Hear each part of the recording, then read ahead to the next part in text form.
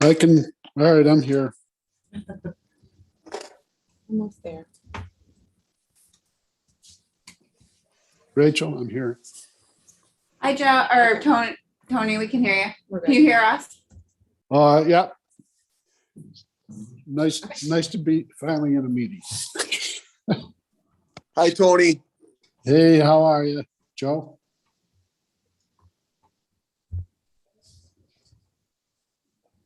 Okay, we're all set. We're live. We lost Ann. Great. Oh, no. We're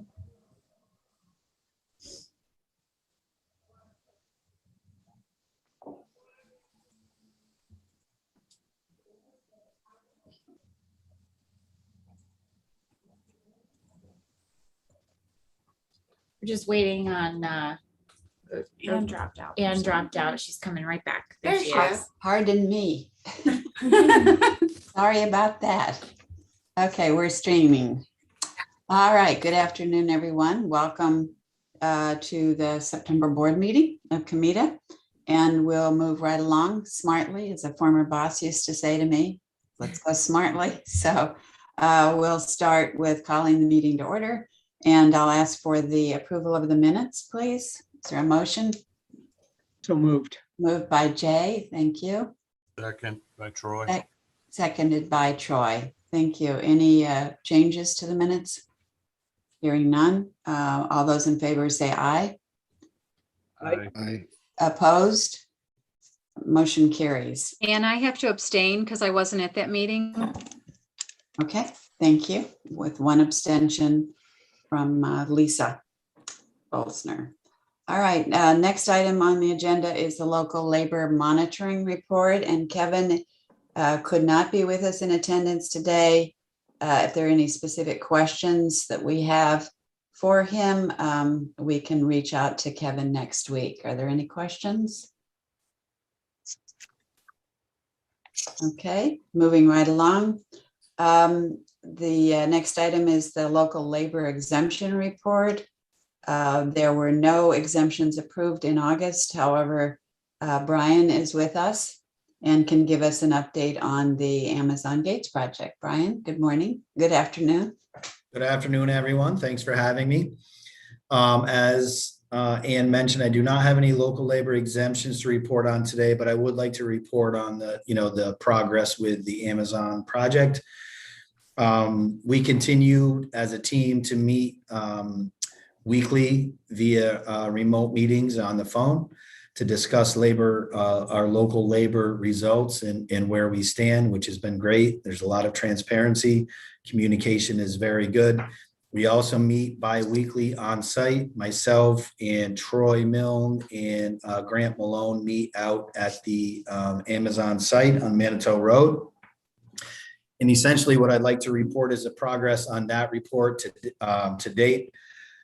As of last week, they still stayed about 63% overall local labor, which is below the 70 that they wanted to attain or that they agreed to attain.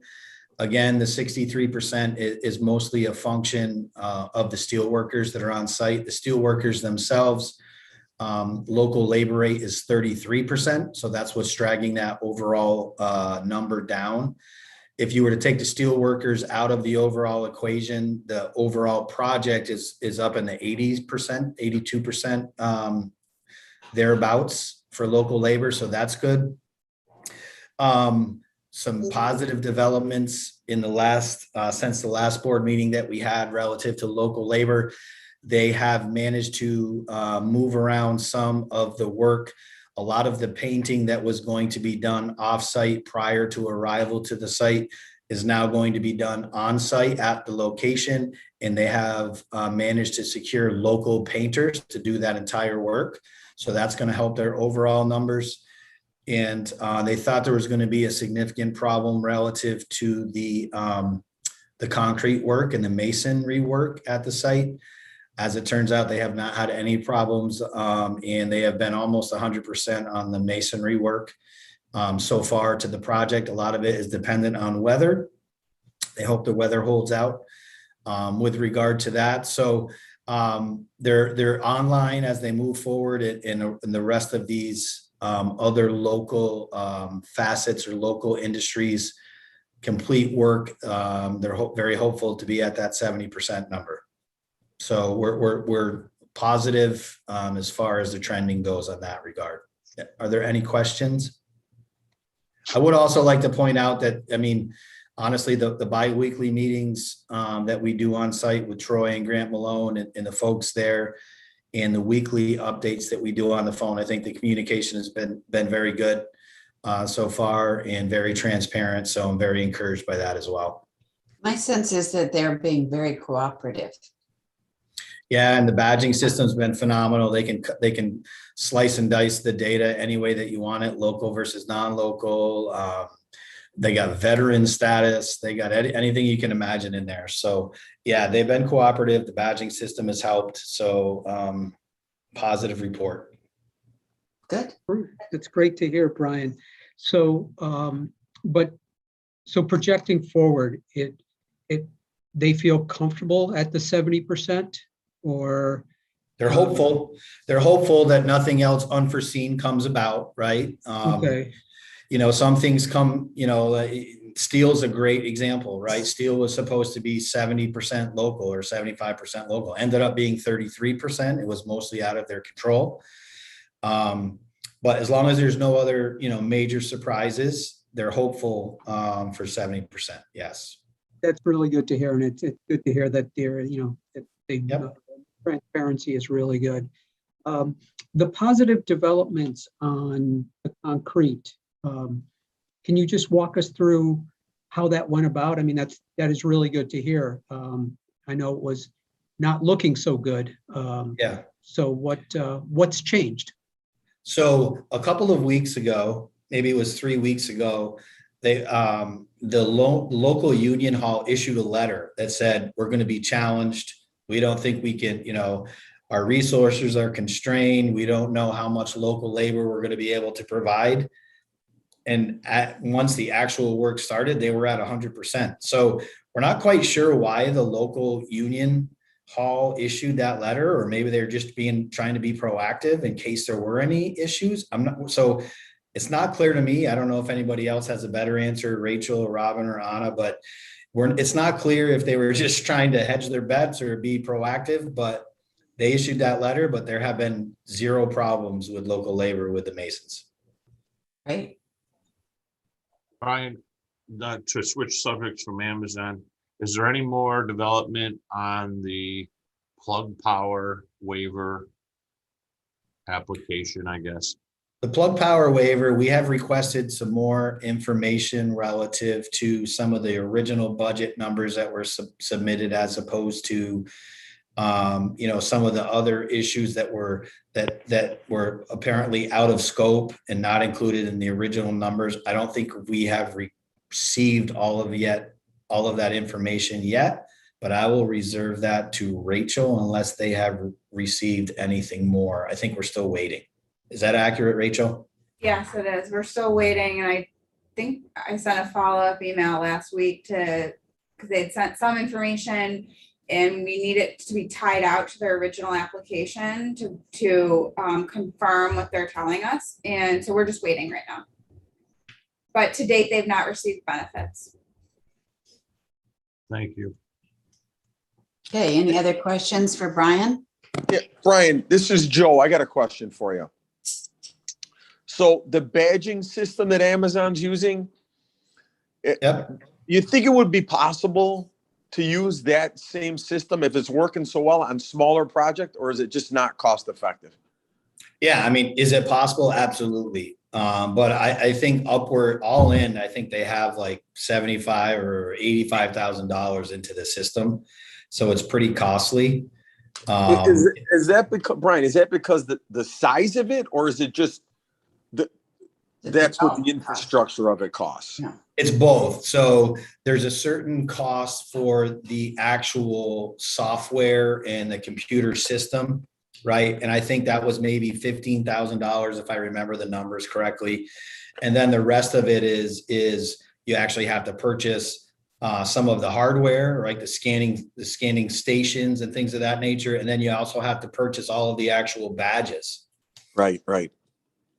So it's not always cost effective, or the benefit that you're going to get from it from some of these smaller jobs is probably not going to be large enough to actually make the investment. But if you do for these larger jobs, it was really, really good. So Okay. it's their software and they developed it, right? They being Amazon. So, Actually, Leighton purchased it, I believe, or Amazon, Leighton for Amazon. But I don't know if it's their own software or if it's a separate software. I'm not sure exactly where it came from, but it's really good. but I mean, how would we use that on other projects if they own that? Yeah, the other owners of the other other applicants, right, or developers would have to purchase that for their own use. From them, yeah, that's what. Yeah. Okay. Okay. All right. Thanks, Brian. Appreciate it. Thanks. Sure. Thanks, Joe.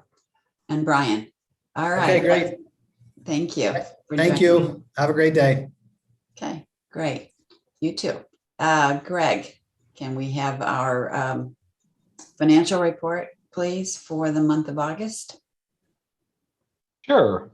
A really strong month for August, again, as we continue to receive payments on the Amazon project, generated over approximately $300,000 of fee revenue for August. Brings us close to almost $2.7 million in fee income through the first 8 months. As you can see, as a result of that, our cash balance is continues, which is our most significant, obviously, asset. It continues to grow of where it was last year, and 2 years ago was about, I would say at the same time about $7 million.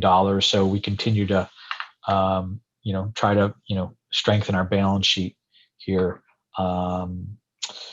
Overall, again, revenue and expenses, like I said, we're still on a record pace year. Rebounded quite well from 2020. Like I said, almost 2.7 million through 8 months. A little perspective, you could see the 2020 numbers. Again, always hard to compare in a COVID year, but 2019 we were at about 1.7 million of fee income. 2018 through August, we were at about $1 million of fee income through 8 months. So again, nice little way to kind of see where we were and where we are today. In terms of expenses, like I said, we're holding steady. I think we've become a lot more efficient, and the team and everyone we've done a lot more and certainly allocated our resources accordingly. Like I said, total expenses, you can see, are a little over $1 million through 8 months, budgeted of about 1.2.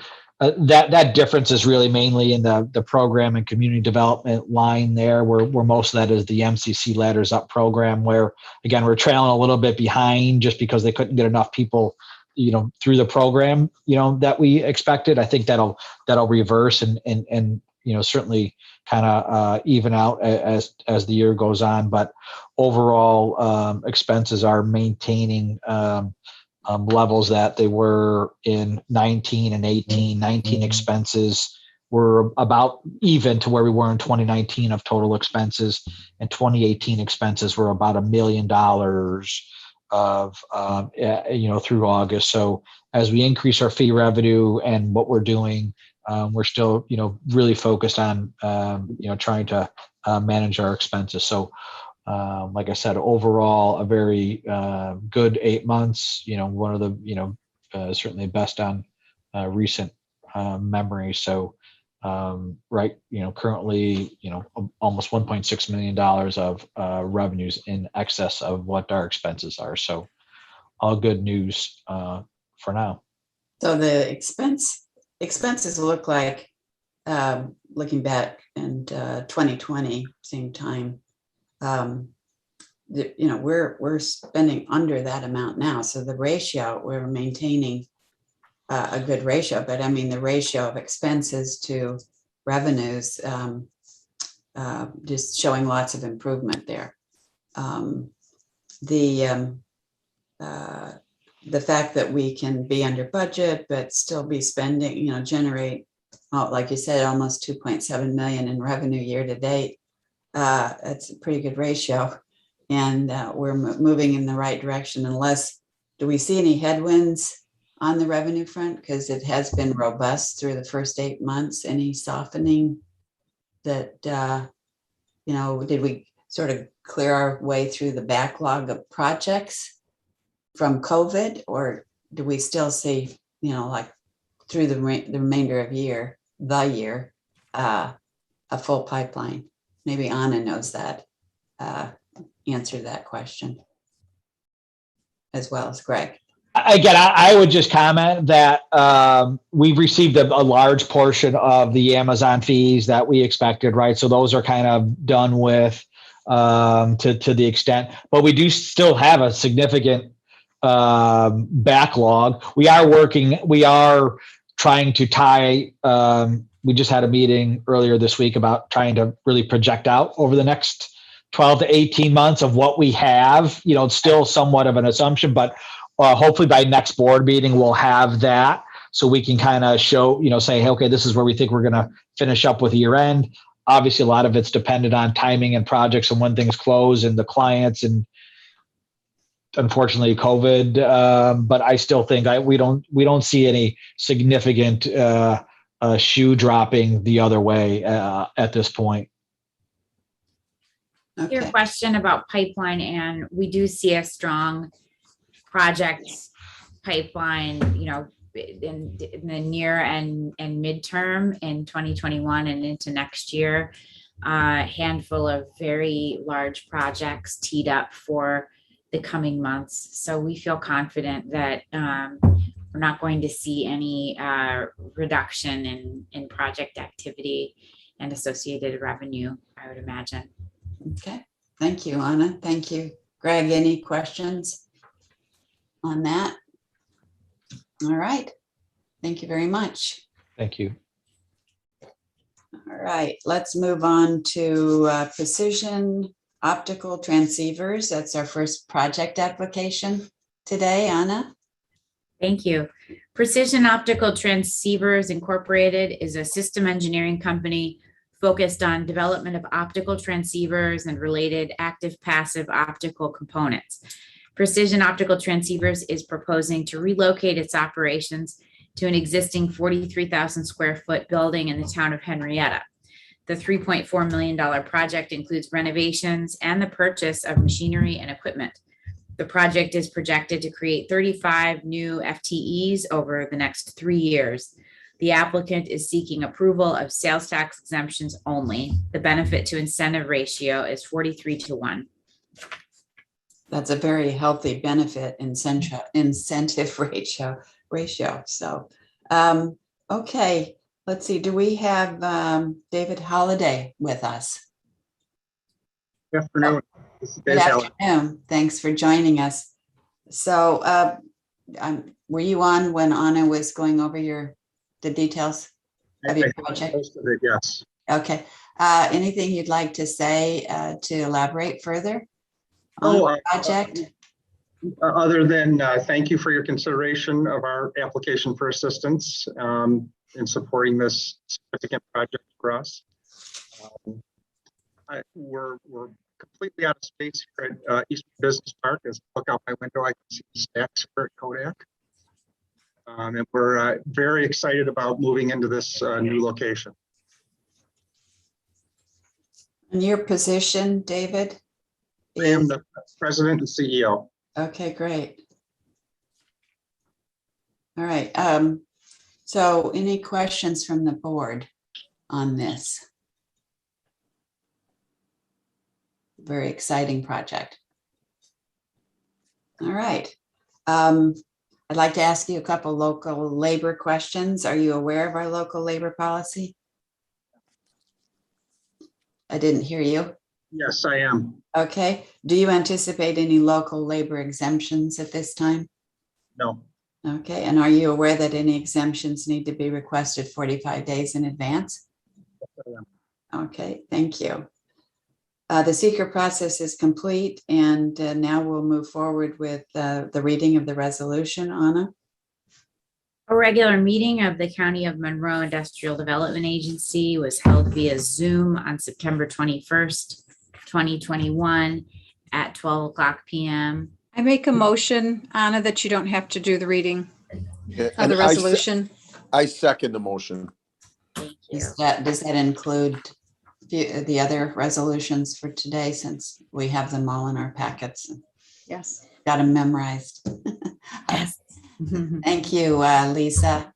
And Jay, you seconded that? Joe did. Joe, Oh, Joe did. Thank you, Joe. Any additional questions on that? All right, all those in favor say aye. Aye. Opposed? Motion carries. All right, so I will ask for a motion for inducement and final resolution approving the sales tax exemption. And I'm going to take a roll call vote. Jay, Yes.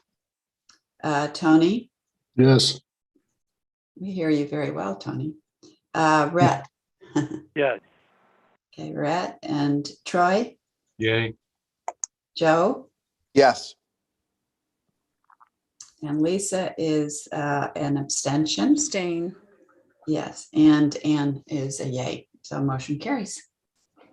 Thank you, congratulations. Continued good luck with the project, and we appreciate your growing and staying in Monroe County. Thank you. Thank you. Bye-bye. Bye-bye. All right, next project is JD and Sons. Anna? JD and Sons Incorporated, a family-run wholesale seafood processing company, is proposing construction of a new 28,000 square foot facility in the city of Rochester. Founded in 1988, JD and Sons focuses on processing fresh seafood from all over the world.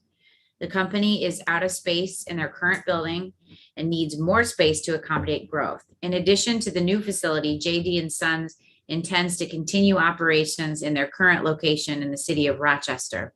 The applicant is seeking approval of a Jobs Plus property tax abatement, mortgage recording tax, and sales tax exemptions.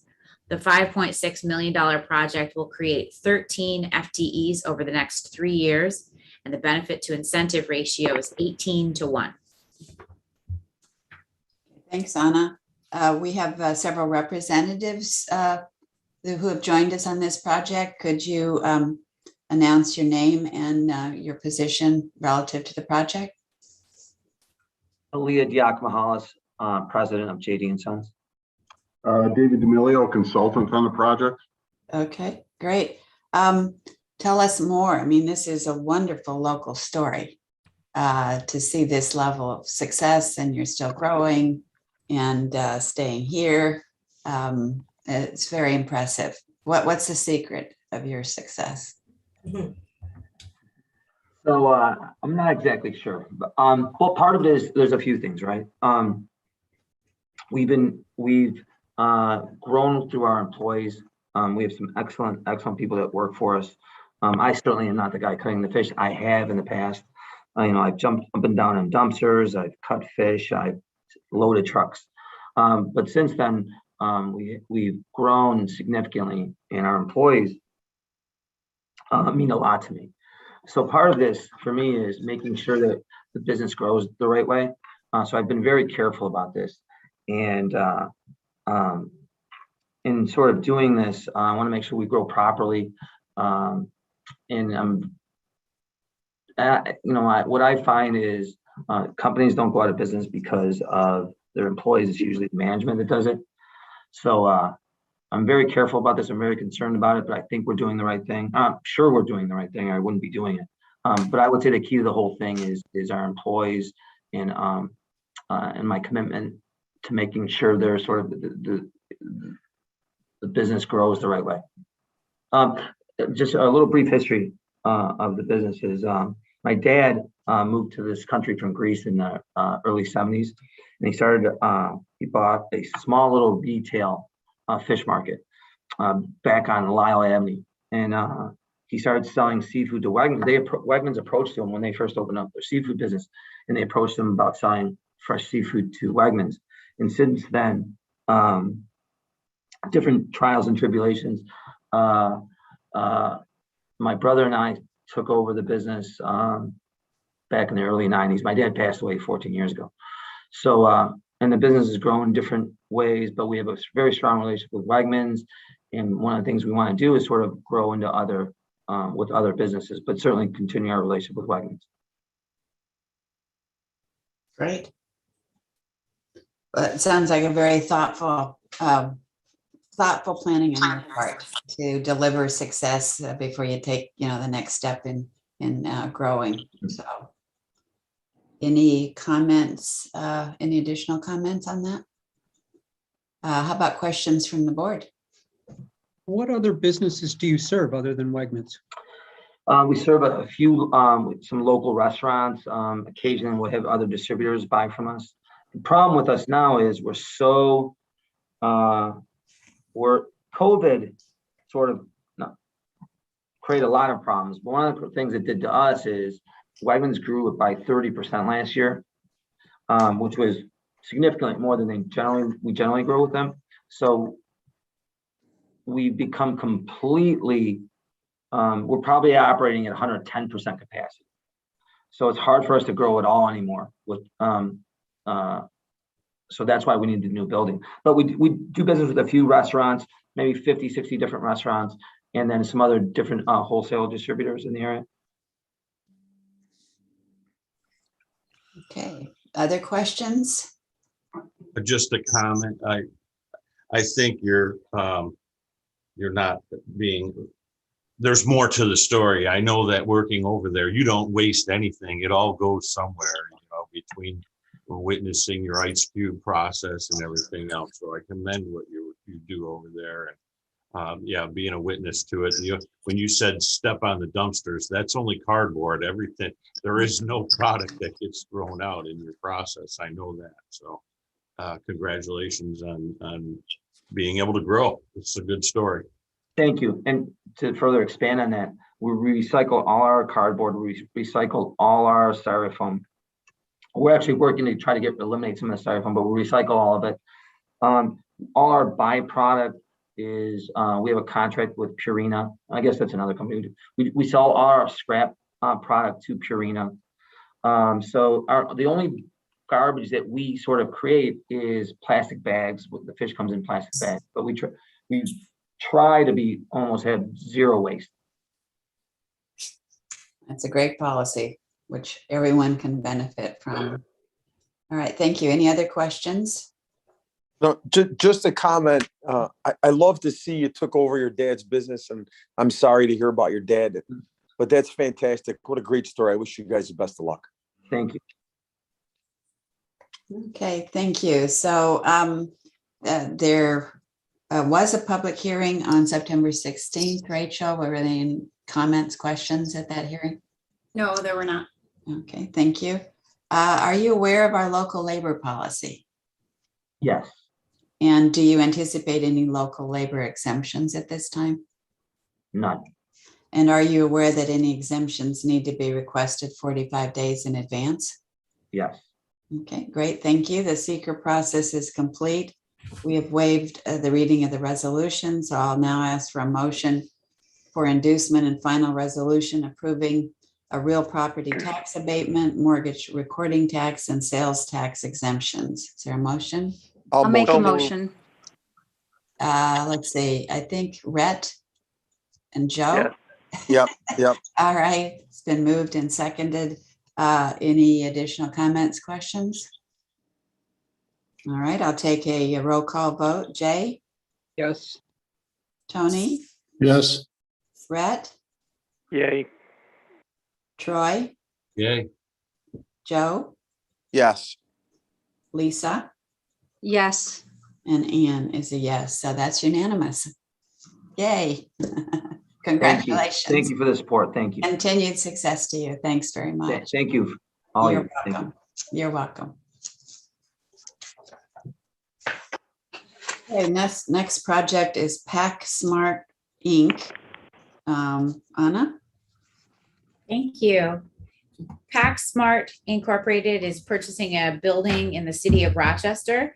to develop its new North American headquarters for design, research and development, and business development. PacSmart Incorporated is an innovative, performance-driven company that designs, engineers, and manufactures high-performance, fully automated modular solutions for industrial and digital automation, printing, converting, personalization, and packaging. AIM Photonics will remain as a tenant in this facility and will work with PacSmart Incorporated to attract high-tech semiconductor-based companies for collaboration to the facility. PacSmart Incorporated plans to create 16 new FTEs. The $10 million project is seeking a real property tax abatement, mortgage recording tax, and sales tax exemptions. And the cost benefit ratio is 21-1.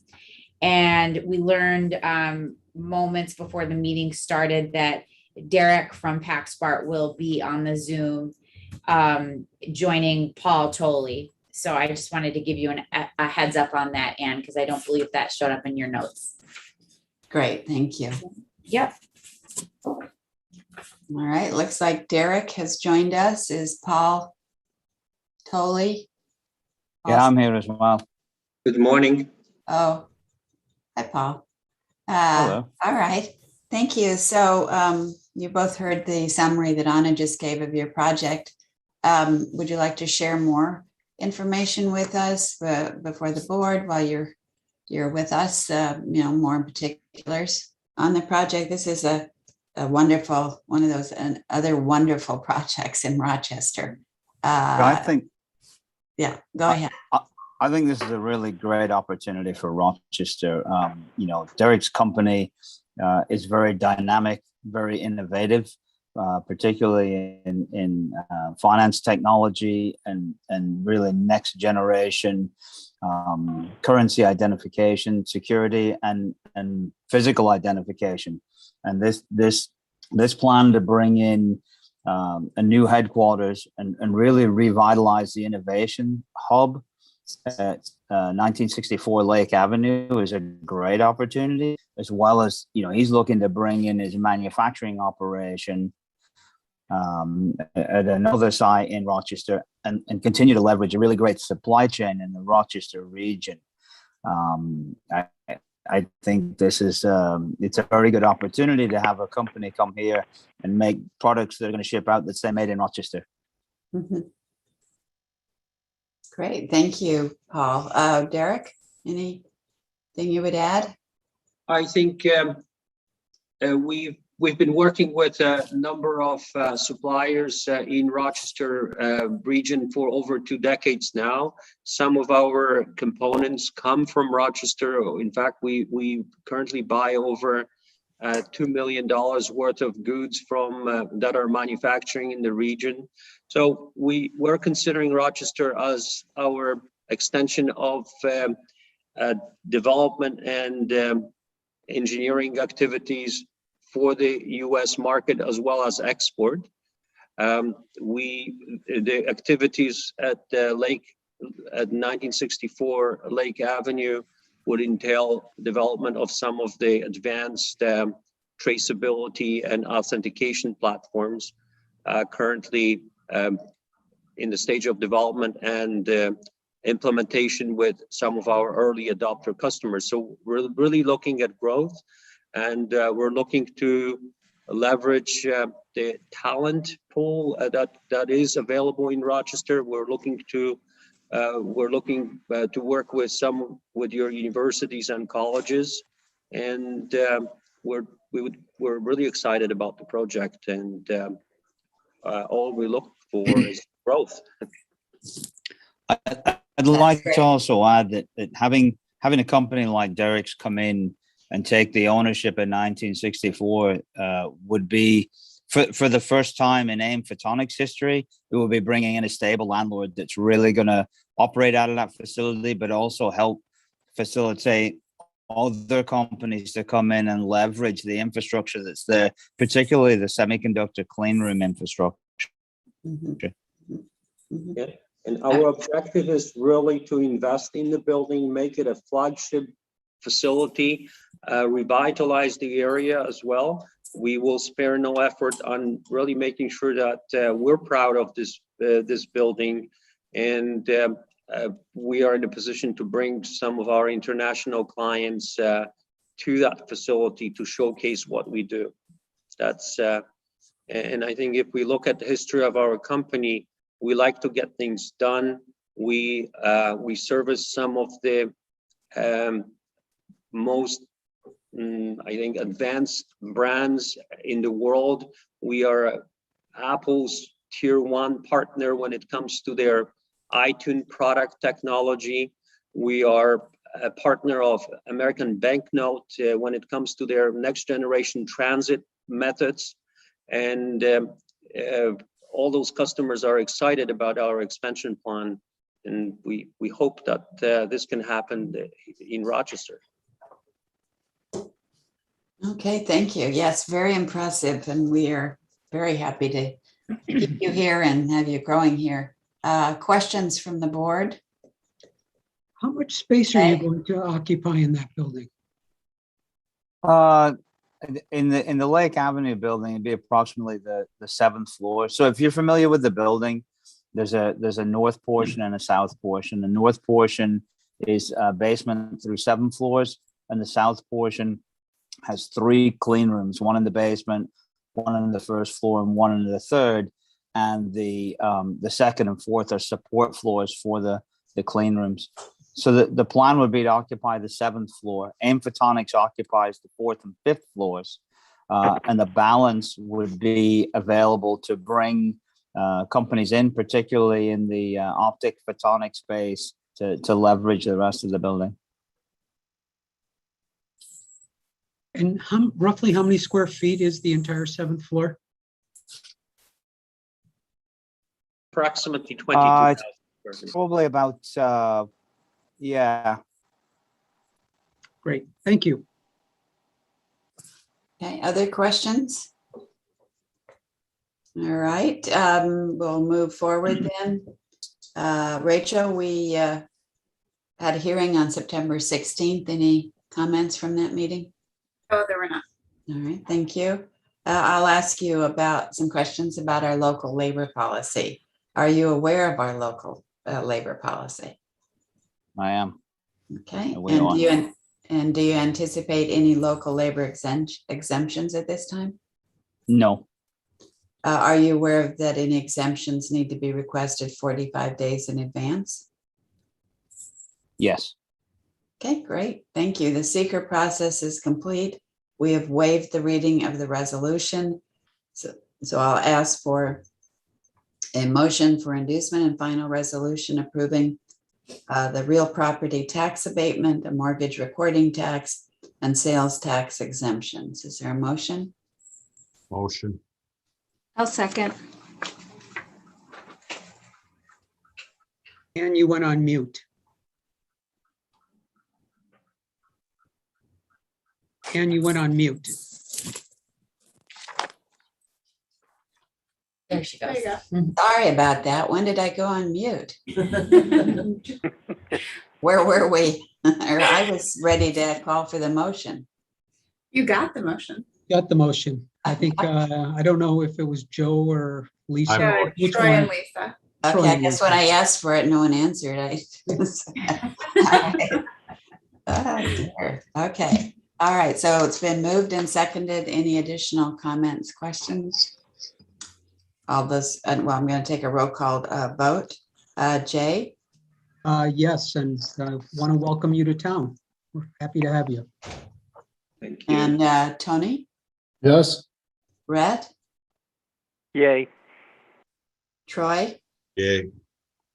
Joe? Yes. Lisa? Yes. And Anne is a yay, so that was unanimous. Congratulations and continued success to you. We're happy to help facilitate this in any way that we can. Excellent. Great. Thank you, everybody. Thank you. Thank you. Bye-bye.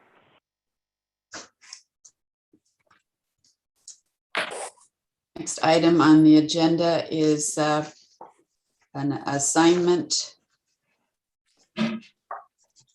assumption summary by the Flats. Let's see, do we have someone here? Let's see, Mark Wright and Mike Jahowski. Yes, we're both here. Welcome. So Anna, do you want to walk us through this modification? Of course. The Flats LLC is selling this project to Spruce Risk Purchasing Group LLC, located in the city of Rochester. The project, which is located at 1500 South Plymouth Avenue and 970 Genesee Street, consists of student housing for the University of Rochester. The applicant is requesting approval of the sale of the facility and to assume the real property tax abatement. Okay, would you, Mark or Mike, like to elaborate any further on that? Sure. So first off, Spruce LLC is the University of Rochester. It's a for-profit entity within the University of Rochester. We have occupied the space since its construction. We continue to occupy it as student housing. It was recently put up for sale. An out-of-town investor made an offer to purchase it. We had a right of first refusal, which we matched the offer, and we are in current contract for the acquisition of the property. It's our intent to continue to use it as student housing for the foreseeable future.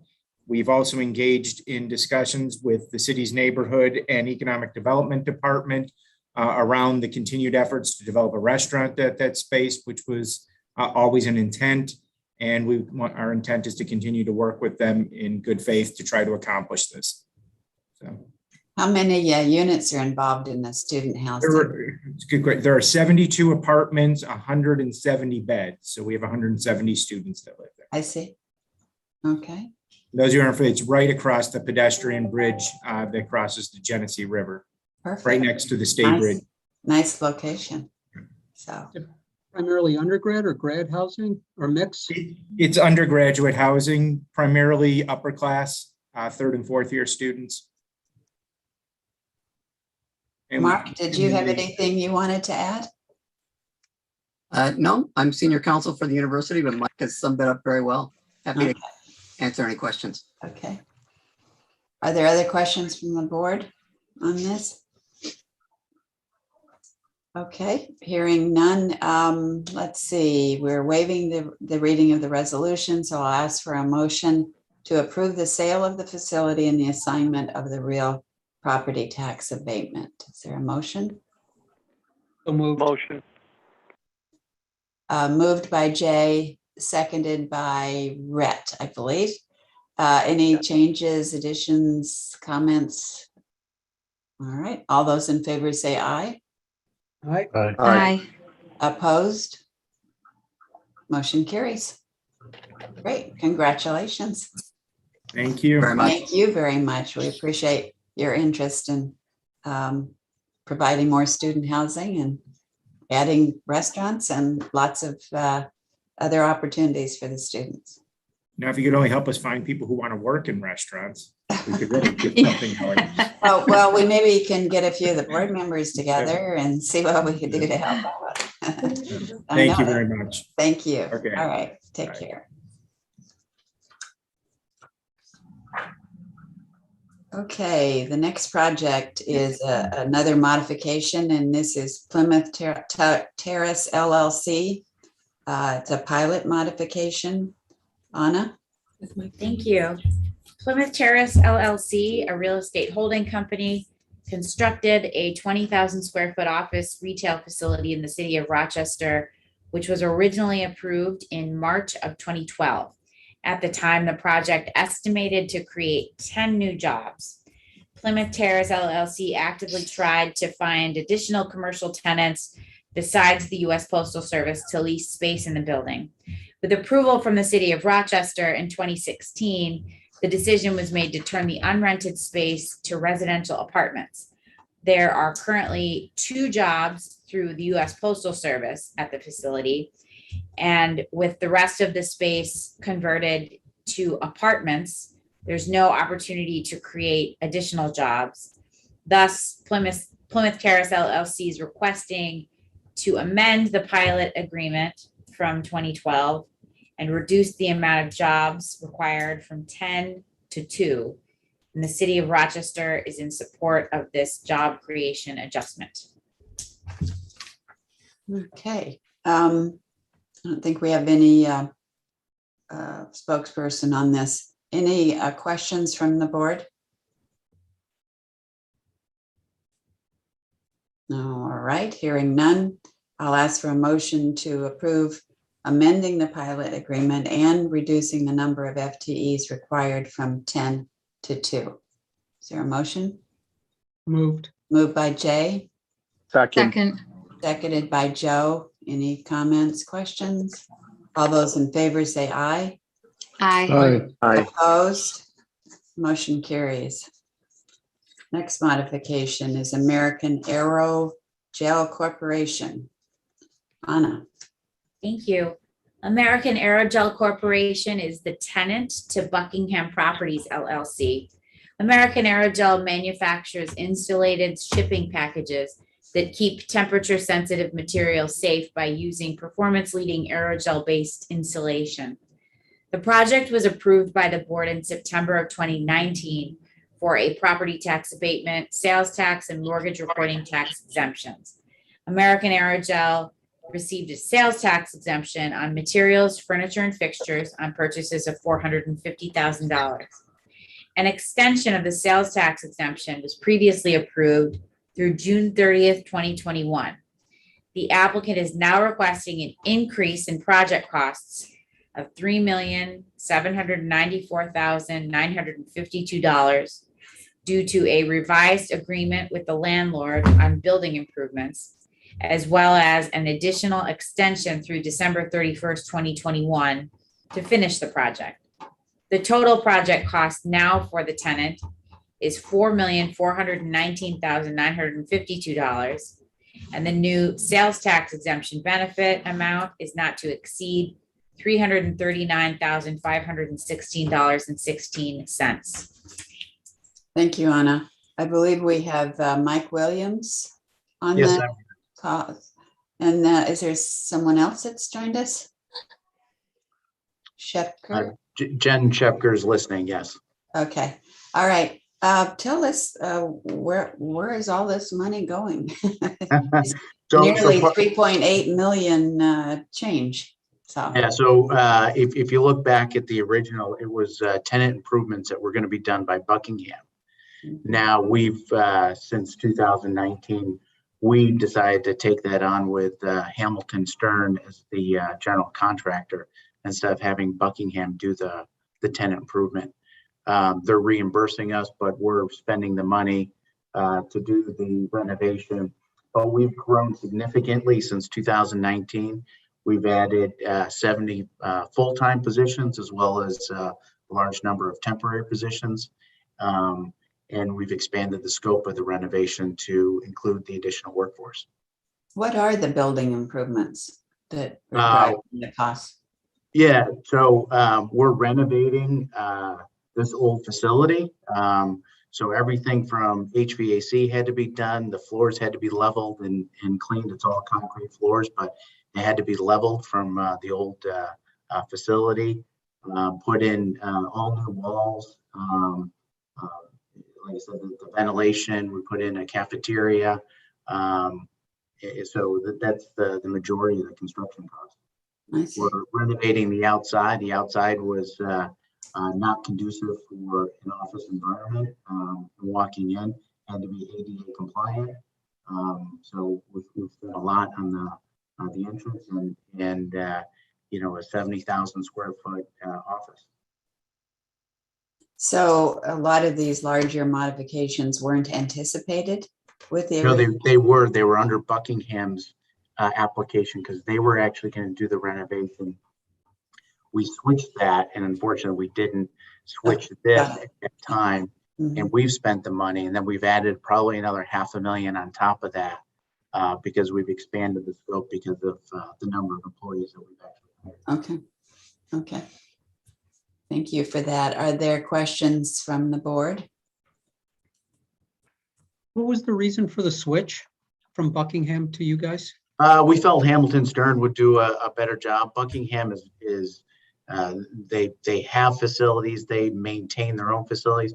They're really not a general contractor in this way in creating this type of office environment, as well as our engineering and research lab. And so we got them to discuss it, and then we went out for bid with several other general contractors. We decided to go with Hamilton Stern. Thank you. Are there other questions from the board? Okay. Hearing none, we are waiving the reading of the resolution, and I'll now ask for a motion to approve an increase in project costs of $3,794,952 and to extend the sales tax exemption through December 31, 2021. Is there a motion? I'll make a motion. Thank you, Lisa. Okay. Jay seconds. Any additional changes? All those in favor say aye. Aye. Aye. Opposed? Motion carries. Okay, there you go, Mike. Thank you. Good I luck. appreciate it. All right, we appreciate you. Thanks very much. Thank you. Mhm. All right. Anna has several discussion items for us today. Anna? Thank you, Anne. We have two not-for-profit organizations serving Monroe County that are coming before the board with requests for support. The first item is the Genesee Country Village and Museum.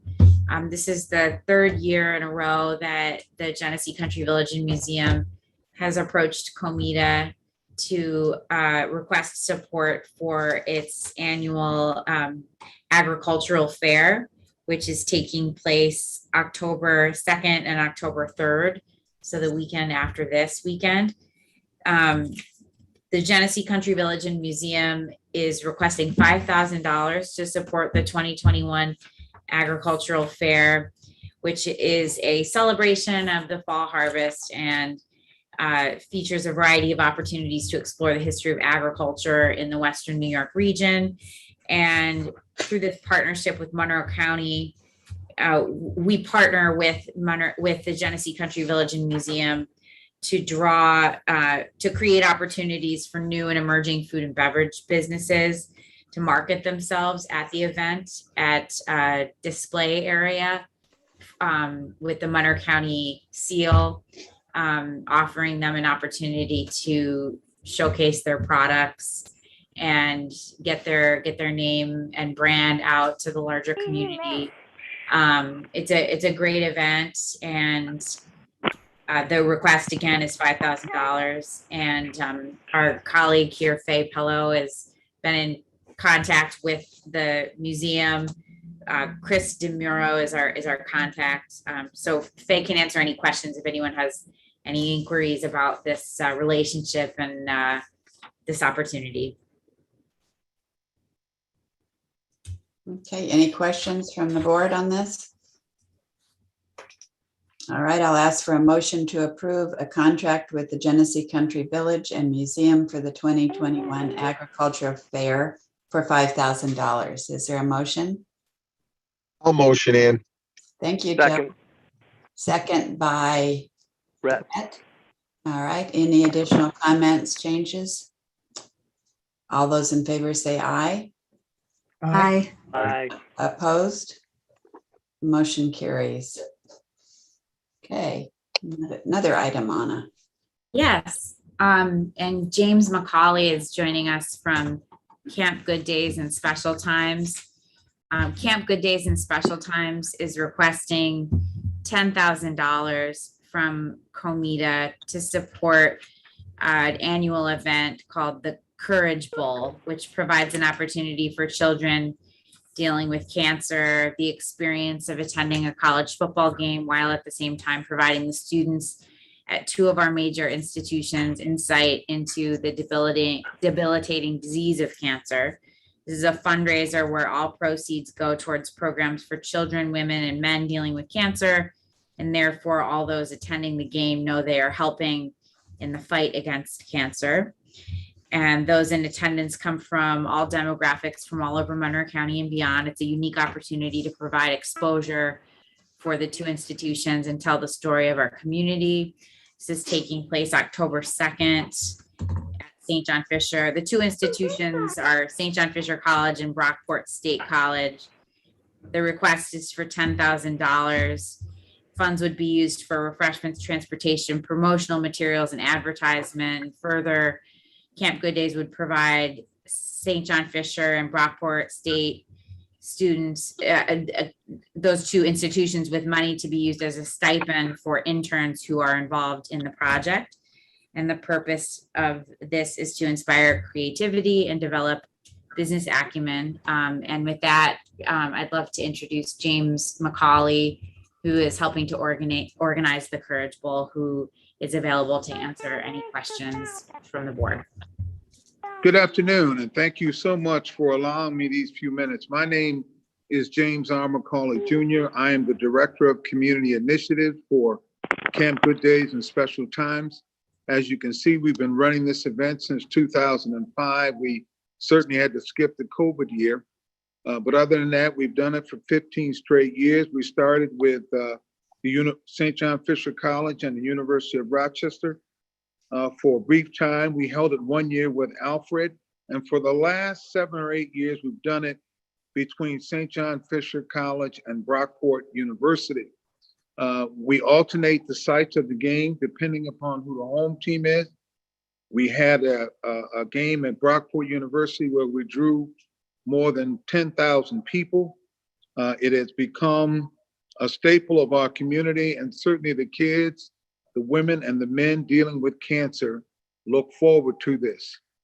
We like to invite the teams to come down to our camp during the summertime so that they can get a flavor for just what these funds are used for at our 13.5-acre facility, and also meet the children where the funds are being directed, and women and men. So I will gladly entertain any questions you may have. Thank you very much for telling us more about it. Any questions from the board? A very worthwhile project. Any questions? All right, hearing none, I will ask for a motion to approve a contract with Camp Good Days and Special Times for the 2021 Courage Bowl for I'll make a motion. $10,000. Thank you, Yeah, I'll Lisa. second, Ann. Thank you, Joe. Any other comments on this? All those in favor say aye. Aye. Aye. Opposed? Motion carries. Thank you so much, folks. If you have a chance, please come to the game. Thank you, and keep up the great work and continued success to you on this. It's very, very meaningful. Thank you so much. And again, I appreciate you. Thank you. We appreciate you. Okay, Mr. Popley is going to, as chair of the governance committee, give us an update on several items, local labor policy. We've got some renewable energy project, and there were discussions around housing. So anyway, I will turn it over to Jay. Thank you, Madam Chair. The governance committee met on Friday, and as you alluded to, Ann, we discussed changes to several policies. We are recommending to the board that we update our local labor policy, specifically in two areas. One is as it relates to the warranty waivers. When warranty waivers do come before the board, we are requesting that the sponsor or the applicant that is requesting the waiver be at least enrolled either in a New York certified apprenticeship program or be willing to hire an apprentice. And the second change is for any project over $5 million. We are requesting that the applicant put those plans on the plan room at the Builders Exchange, a minimum of 2 weeks before bidding is due. I believe the changes were distributed to the board for review. Yes, there was a red line or a blue line in my case of the document. Did Yeah. everyone have a chance to take a look at that? And Basic. we are recommending those to be adopted. Okay. So I will, and we need an effective date. Oh, I'm sorry. Thank you for that. Yeah, we are recommending it be effective beginning January 1st, 2022. Okay, thank you, Jay. Any questions on this? All right, I'll ask for a motion to amend the local labor policy with respect to the warranty exemption and the addition of a bid processing requirement, both to be effective January 1st, 2022. Is there a I'll motion? motion in. Thank you, Joe. Well, second. Troy, thank you for the second. Any additional questions? Changes? All right. All those in favor say aye. Aye. Aye. Aye. Nay? Okay, motion carries. All right. The second recommendation that we are advancing for board of approval is for renewable energy projects. For these projects, we are recommending that the pilots be up to 15 years and that they be based on the amount of energy that they generate in megawatts. The range is to be between 4.5 and 5.5 thousand per megawatt with a minimum of 2% increase per year. This is fairly consistent with other municipalities, both locally and throughout the state. This policy was forwarded to the board for review, and we are recommending its adoption. Okay. Any questions for Jay on this? And I believe this is going to be adopted immediately, right? Yeah, I think so. Rachel? Yes. Board approval. Yeah. Yes. Okay. Any questions? All right, I'll ask for a motion to adopt the renewable energy policy as recommended by the governance committee. Please. Effective immediately. Moved by Jay. Second. Seconded by Lisa. Any other comments? All those in favor say aye. Aye. Opposed? Motion carries. So thank you, Jay, for wrestling to the ground some of those policy issues we've been talking about. It's great to see them moving forward. Thank you, Ann. And one that we haven't fully wrestled to the ground yet is our housing policy. We had a very robust discussion on that. And I think we're making some progress and headway, but some work remains to be done there. So stay tuned. Okay, great. Thank you, Jay. All right, I believe we're at the end of our agenda unless there are any other items. I don't have any other discussion items. Not, I'll ask for a motion to adjourn. Moved. Moved by Jay, seconded by Rhett. All those in favor say aye. Aye. Opposed? Motion carries. Thank you all very much. You are, I mean, all the time I'm saying 100% attendance of our board members. And you're all very busy people. And we provide tons of materials for you to review throughout the month. So I just appreciate your commitment to being at our board meeting. So, all right, our next meeting is October 19th.